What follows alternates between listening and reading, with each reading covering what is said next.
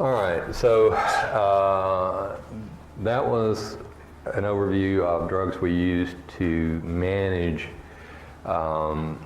aggressive or dysphoric animals, all right, so that we can medicate them, do procedures, this sort of thing. These sorts of things are thought to impair cognitive function, so the animal cannot learn. So from a behavior modification standpoint, we don't want to use sedative tranquilizers, disassociatives, all right? Which brings us to the drugs we're about to cover. And with all these, you always want to rule out a physical disease before you write it off as a behavior problem, okay? So the cat is urinating outside of the litter box.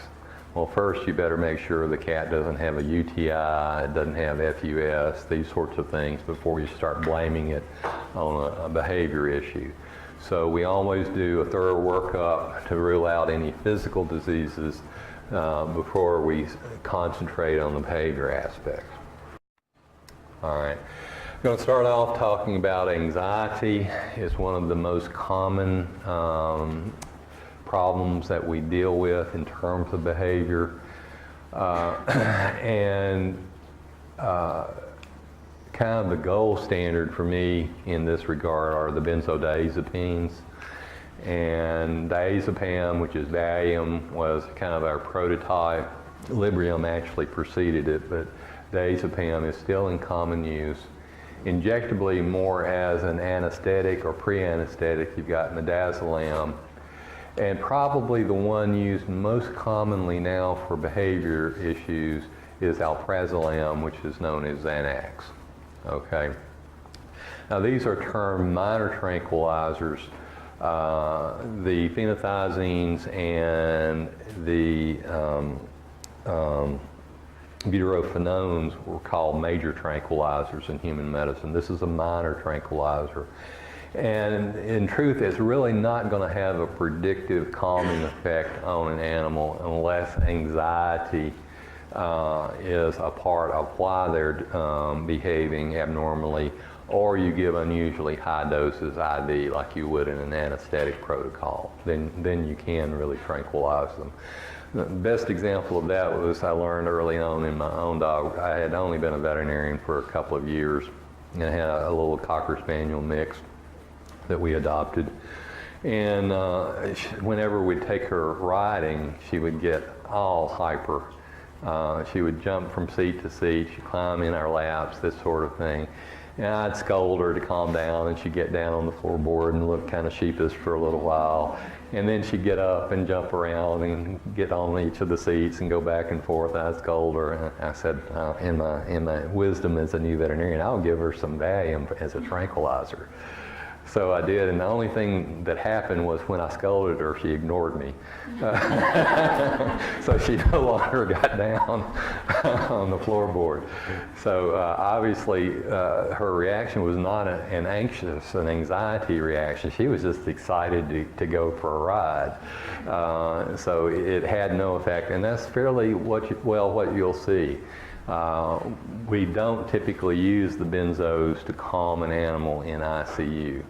On occasion we'll try it, but it's been unpredictable in my experience. All right, so only if it's really anxiety. Works as a GABA agonist, potentiates the GABA effect. Of course, you know it's used extensively in pre-anesthetic combos where it relaxes skeletal muscle. You'll also see this used in urinary disorders to relax the external urethral sphincter, which is skeletal muscle. So when we have an inability of the animal to urinate, a hyperflexive urinary disorder, urinary hyperreflexia, where the sphincter is clamping down, we'll give one drug as an alpha blocker to relax the internal sphincter, and we'll give a skeletal muscle relaxer to relax the external urinary sphincter, and oftentimes that's a benzodiazepine. And it is kind of our go-to of choice to break a seizure. all right? Typically not to manage them. I'll talk about anticonvulsants later on in preventing seizures, but to actually break an ongoing seizure, benzos are typically our drugs of choice. We run into issues because of human abuse potential and physical dependency issues. That limits their use in terms of chronic behavior. Sometimes it's necessary. I had a cat that had a feline hyperesthetic syndrome, where they have an abnormal pain sensation to what should be a benign stimulus. And probably now that animal would go on gabapentin, but at the time diazepam was considered the treatment of choice. And I had that cat, I think it lived about 2 or 3 years where it was more or less on continuous diazepam. There is a difference I'll talk to you about abuse and dependency. That cat probably did develop a physical dependency, and I wrote that all over the record so that they would know you don't want to abruptly stop the drug if they truly have developed a dependency. Okay. But I find the benzos, alprazolam particularly, really useful in sporadic anxieties such as thunderstorm anxiety. Okay, particularly again if you can get it in them at least 30 minutes, ideally 45 minutes to an hour before, but otherwise as soon as you can. Now here you have to use common sense. If it's a passing storm cell that's going to be gone in 30 minutes, you don't want to waste your time giving something that's not going to help. But if it's going to be a day full of thunderstorms, then you certainly can go ahead. Now one issue that's a little bit contentious, amnesia. Okay, does it interfere with learning? We know that high doses of benzos have an amnesic effect. If you've ever had a minor surgical procedure, endoscopy, colonoscopy, this sort of thing, it's usually midazolam plus some sort of opioid, and you won't remember squat about it 9 times out of 10. A few individuals will remember it, but most, it's like, you know, I remember the last time I had one, I was talking to the nurse about it. I said, "Is that the Versed you're giving?" That's the last thing I remember. So, and individual humans have amnesia to regular anti-anxiety doses. There was a sleeping tablet benzo that was in use for a long time, Halcyon. And there was this interesting write-up from a neurologist who had gone to a meeting and couldn't sleep that night, so he took a Halcyon, a benzo, and he got up the next morning, took the train back to his regular job, went to work, and about 10 o'clock he woke up and he had no idea how he got to work. All right. Now, having said that, that's really unusual. A ton of alprazolam is used.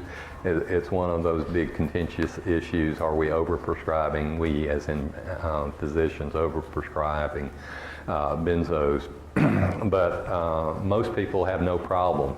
I would dare guess that a few of you, especially around test time, are on Xanax, and seemingly it helps rather than hurts.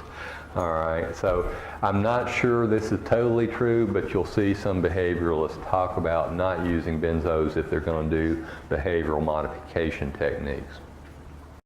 Okay. Precautions, diazepam particularly has been associated with the type B idiosyncratic hepatotoxicity. Now that has only been documented with repeated oral doses. The shortest duration I can find in the literature where it was reported was about 5 days of continuous oral diazepam. I have never found it reported with single doses used in pre-anesthetic regimes as an appetite stimulant, things of this sort. So I get a little perturbed. I'll occasionally get new interns that come in and the cat has a little bit of a increased ALT, and they throw up their hands and say, I'm not going to use a benzo. Okay, one, it's a type B reaction, so it's not like every cat is going to get the hepatotoxicity, i.e. the cat that I had on for 3 years, her ALT never changed. She did fine. And B, has never been reported with single doses. So yes, it's something to bear in mind, but it's more an issue to me if you're going to use it chronically for behavior issues rather than pre-anesthetic appetite stimulant uses. Now, one thing that compounds it is we're giving it to the owner, who is a human who has abuse potential. And that can be either addiction or physical dependency. And the lay public uses those terms interchangeably, and that's really not correct. There's a difference in addiction and physical dependency. Physical dependency is what it says. If you give certain drugs continuously for long periods of time, you get a receptor downregulation, okay? And then if you remove that drug, then there's a withdrawal, a physical withdrawal reaction. Most typically that's with the opioids. Okay, question? So am I addicted to coffee or physically dependent on it? You're addicted to coffee. Well, I shouldn't say that. Some people, I get a headache when I don't have it. that's a physical dependency. The headache part is a physical dependency. Okay, and that's the distinction. There's a receptor downregulation associated with abruptly stopping it. So you have a physical withdrawal. Addiction is the craving for the drug, okay? So, and they've known this for years with humans. Physical dependency, again, you're not likely to get physically dependent with short-term use of anything. But some individuals, one dose and they're addicted. Others can take it their entire life and not be addicted. So it's highly variable. Part of my concern, and you probably, if you've listened to the news, there's a huge problem with opioid abuse and overdoses now in parts of the U.S. with humans, and physicians are getting really, really restrictive with opioid prescriptions. And I understand the rationale for that, but my concern is that there's going to be a lot of humans who aren't getting pain medications adequate for their needs because of the concern over abuse. But that's not your problem.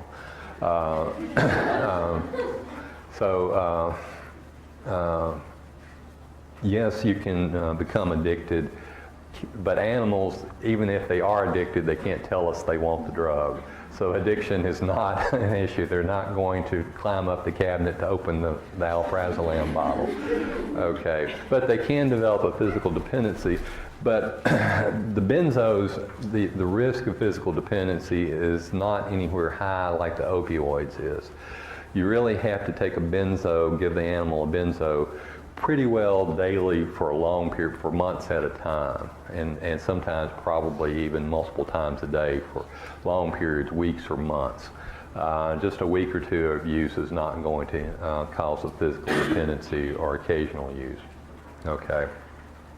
A couple of things, do not use it where anxiety is suppressing aggressive tendencies.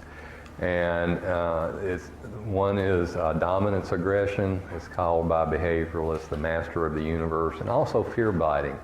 Now it seems like fear biting, the animal's fearful, you want to relieve anxiety, but it's really the anxiety toward you that's keeping him from biting you.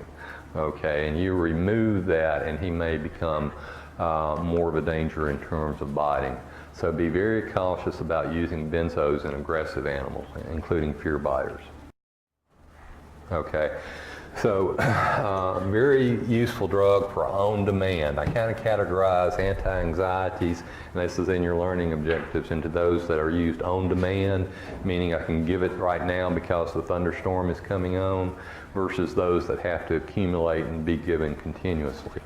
That brings us to buspirone or Buspar, which falls in the latter category. It is not an on-demand anxiety agent. Mechanism's not well characterized, but probably involves serotonin enhancing that. Slow onset does not produce physical dependency or addiction, okay? So it sounds ideal, but the effect is nowhere nearly as prominent as the benzos are. All right, so it's an adjunct and it can help. Primarily where I've seen it used is in treating inappropriate elimination in cats. And this would be where, you know, you've gotten a new cat in the household and that's caused stress because of the new cat and the old cat. And so they start urinating or defecating outside the litter box.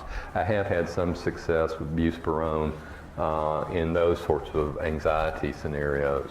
Okay, usually you'll have to compound it because the tablet size is inappropriate.